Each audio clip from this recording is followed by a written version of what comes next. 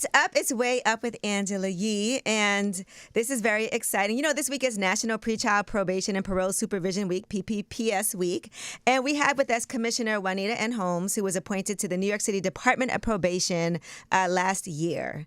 So thank you for joining us. Thank you. Thank you so much. And super fly, by the way, too. Oh, thank you. I love to see it. My cousin works there, too. Yes, I know. Oh, you did? Yes, okay, good. Jason, he's in the academy. Now, right now, he's actually in field training, which is great. Okay. And he's enjoying it, yeah. Jason Yee, they definitely, my whole family called me. They were like, so we see you have Commissioner Juanita Holmes coming up there. Make sure you tell her that's your cousin Jason. But you know what? Give him a tough time. We don't take a break on it. No. Yeah, he's doing well. He's doing well. All right. Well, anyway, let's talk about the Department of Probation, because I think sometimes people have mixed messages on exactly what it is that this department does. This is for people who are not incarcerated, but they are on probation as an alternative. Yes. And a lot of times it gets confused with parole. It is not parole. Parole is someone that was formerly incarcerated and released early before, the end of their sentencing time. Okay. The thing about probation, which is great, it's the largest alternative to detention, and it is where individuals are in what we call community corrections.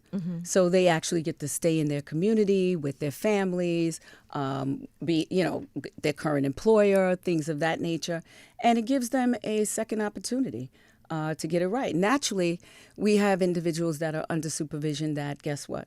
They made a mistake once and they'll never do it again. Right. That's the beauty of it. But there is a population where individuals reoffend. Okay, and let's discuss that for a second, because when it comes to probation, there's also services that you can provide to help people make sure that they're getting jobs, that they're getting the health care and things that they need. Absolutely. So not just services, but I think what's important is that we get it right. So the minute they walk in the door, there's an assessment done. And it takes into account how they were raised, what community you come from, were you raised with your family, were they married, your economic status. All of these things are taken into place. And there are assessment tools that we use That's great. Just to make the comparison to what programs and services we would line you up with. You know, Commissioner Holmes, I do want to also point out the fact that you've made history with your positions, too, because looking at you, it's amazing, because when you think of like a commissioner for probation, that's like, it's not what I picture. We think a man. Sometimes we might even think like a white man, but you made history when you were appointed chief of patrol, even overseeing 16,800 uniformed members in 77 precincts and 8 patrol boroughs across the city. You're the highest ranking African-American woman ever in the NYPD. I think that's a big deal. And I want to talk about how you personally got there, because you do come from a family that law enforcement was within the family, right? Yes, correct. So I have several sisters that actually work for NYPD, still currently work for NYPD. But, my career path from the time I was in the police academy, I would always tell everyone I'm going to be chief of patrol. Ironically, this is 1987. They were like, so what are you going to be? I said, I'm going to be chief of patrol. So it was always a dream of mine, but a lot of hard work. Wasn't easy. Weren't a lot of people that looked like me when I came on in 1987. Definitely weren't a lot of women. That were part of the New York City Police Department. We've come a long way. Still a small percentage, could do better. Right. But the thing is that I was determined, driven, and I just was focused. I can't even imagine what you would have went through, though, like you said, because back then, during that time, there weren't a lot of people that looked like you. There wasn't. But I can honestly say there was a welcoming forum. Me serving in the NYPD. But I think there were some challenges really with the community sometimes. I show up at a particular job and they're like, you the boss? Ooh. They're looking at me like, you the boss? Like, they don't like that. So. But I tell you, with the good and the bad, right? But I think more good than bad, and just gave me an opportunity to really help the communities, especially a lot of underserved communities. That's where I chose to serve at. Right. Yeah, and I think I had some sort of impact on them. Yeah, because I'm always interested in what makes people choose this as their career, because it's not an easy one. It's not, but it's helping people. Yeah. People laugh To because serve. That's what it's yeah, supposed. That's what it's to do. supposed to do. And if you do it right, you do it right. Mm-hmm. And I made it my business to work in Brownsville, East New York. Ooh, Serving in those communities. I'm born in Bedford-Stuyvesant. I served in that command as well, because I felt being there, I can give back to the community, but equally balance, right, when I'm teaching the officers that are working for me, because I was the commanding officer, what to do in certain situations, and teaching them about the community and the people that live there. So, right. You know, When something happens and you get probation, that is a blessing, and you can't mess up. For Right. people, because the alternative could be way worse. So for everybody out there who maybe is on probation right now, who's listening, what are some things that you would tell them, like as far as moving forward? Because again, recidivism is something that is one of your challenges, and you want to make sure that people stay on the right path. Like you said, they may have messed up just one time. Exactly. So it's what I would tell someone on probation is whatever you need, those services are available to you. I don't think enough people know, whether you're on probation or not on probation, there are a lot of services in the city that we can afford to you to keep you on a straight path. But more importantly, we're doing different things in probation. When I took over in probation, there were programs there. I made sure that these programs have key performance indicators, that they're properly assessed, meaning they have successful outcomes for people on probation. But more importantly, probably about 85% of our population are men. And these men are 24 years and older. They need employment, right? But on top of employment, they may not be able to read 7th grade level to get a GHD. So it was important for me to put these structures in place, especially a lot of vocational training, plumbing. We're doing welding. We implemented commercial driver's license programs. I'm about giving them meaningful employment, which will definitely change their path in the criminal justice system, because it is these jobs people look at, vocational jobs. They pay well. Tell me about it, because I've had to pay a lot well. for Right. Plumbing issues. That's Especially right. when you own a business. That's I feel like we right. need some type of references from you right now, because at my coffee shop, the plumbing is always issues nonstop.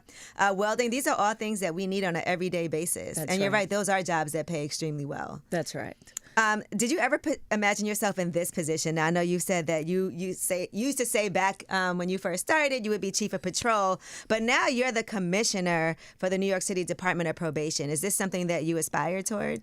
So, I think when you're in the police department, you aspire to be whatever it is in the police department. So I never really even thought about probation, which is ironic, but the deputy mayor of public safety, Deputy Mayor Banks, came to me with the opportunity when I was chief of training. He mentioned it, and I was like, I'm what I am. I grew up and matured in the NYPD, so that's what I was comfortable with. But I still did a lot of work for young people that's comparable to what you do in probation. So when he asked me to take the position, I said, okay, I'm open to it. And I walked in the door and hit the ground running.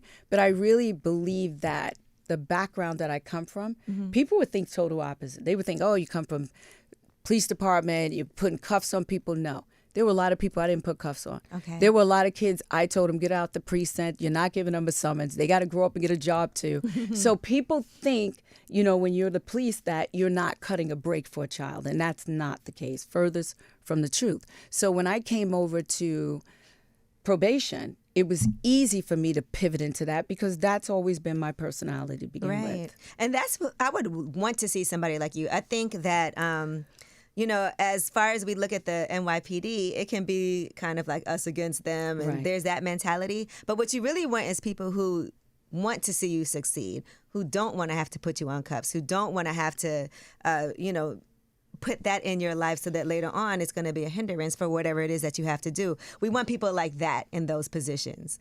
And so I think it's important. And when you think about, the roles and responsibilities of the New York City Department of Probation and the services that you guys offer, just so people can know, what are some of the services that you offer? So there's health, there's education, there's tutoring. You can get your high school equivalency. We also have about 7 locations, and I think we have 2 off-sites as well around the city. And this is our Neon spaces.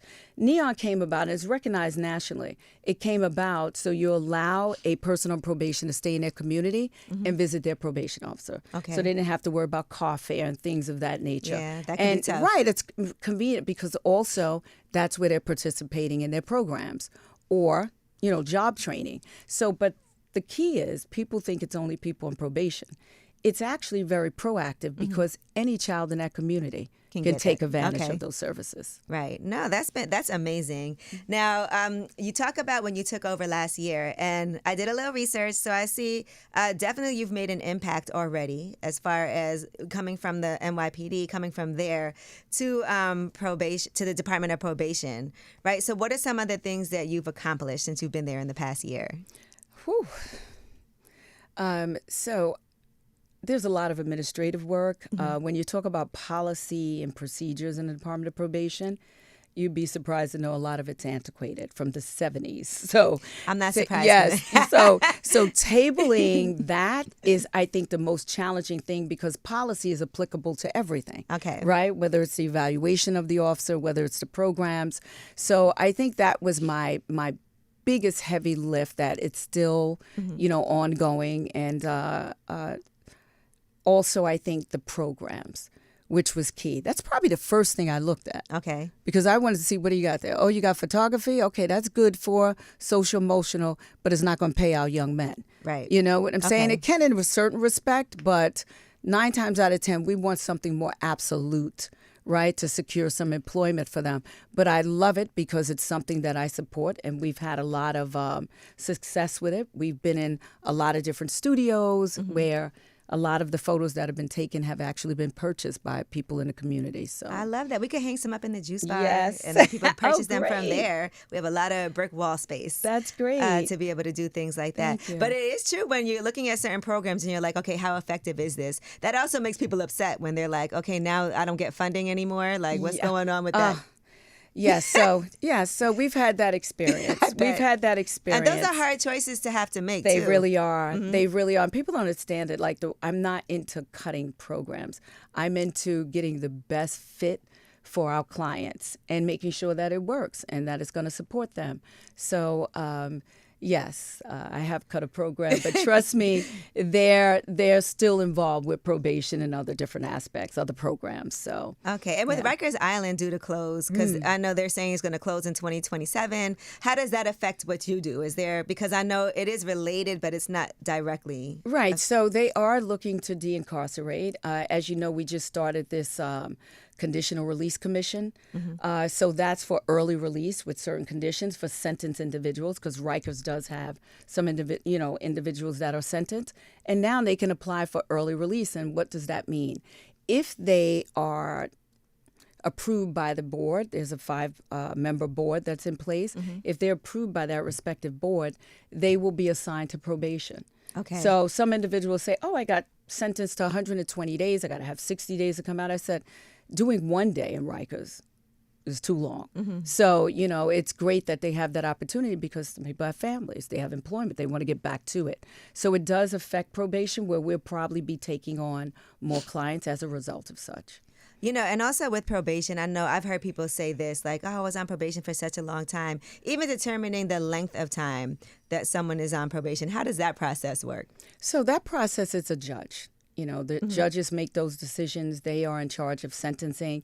But the good thing is, when you are compliant, this is what I tell to our probationers out there in New York City, when you are doing the right thing and you're compliant, we have early release. Okay. So, which is a great thing, that we have the, decision in making whether this person qualifies. It still goes back to court before someone, but at least being able to be submitted for early release, it's a positive. Now, what would you say is the best part of your job, and what would you say is the worst part of your job? I think the best part of my job, being creative. I'm an innovative person. I love to move things forward, leave your legacy, and for the betterment, and especially for the city of New York. And we play a critical role in public safety here. People don't look at it as such. Right. But when you have 12,000 clients out there that are in community corrections, trust me, you want to reduce recidivism by making sure they have what they need.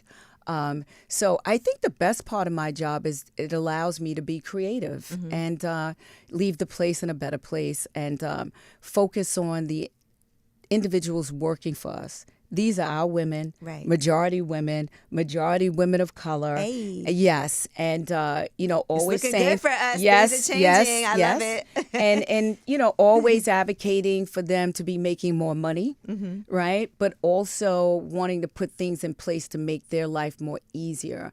They've been working in some antiquated circumstances. We're making it more efficient. And the most challenging part, you would say? Is the efficiency. Okay. Right. All right. Yes. It goes hand in hand. Yes. Can we talk about how people, if they are interested in a career in criminal justice or they want to make a difference, what are some things, or how can they find you? How can they apply? How can they join the Department of Probation? Yes. So they can simply go to newyorkcity.gov/probation. And actually look at the career opportunities, employment opportunities, and they can apply for the various positions. Because it's not just probation officers. We have administrative positions as well, Okay. which is key. We are hiring. We have a hardcore hiring campaign. We are actually hiring individuals that simply have a college degree and have not even taken the probation exam. Okay. Right, because the training and probation has been built out from 12 weeks to 5 months. Oh, wow. So it supports all whatever right. you have to do. All right. Well, shout out to my cousin. All Jason. right. He's out Jason's there. doing the thing. No, but you guys can definitely make sure you check that out because, like she said, you guys are hiring. Somebody's going to watch this and be like, one day I want to be the commissioner for the New York City Department of Probation. And I think that's amazing just to see you here and to let people know that this is something that I would aspire to want to be, So thank you so much for coming through. Thank you. Thank you for having us. All Thank right. you. It's way up. Way up.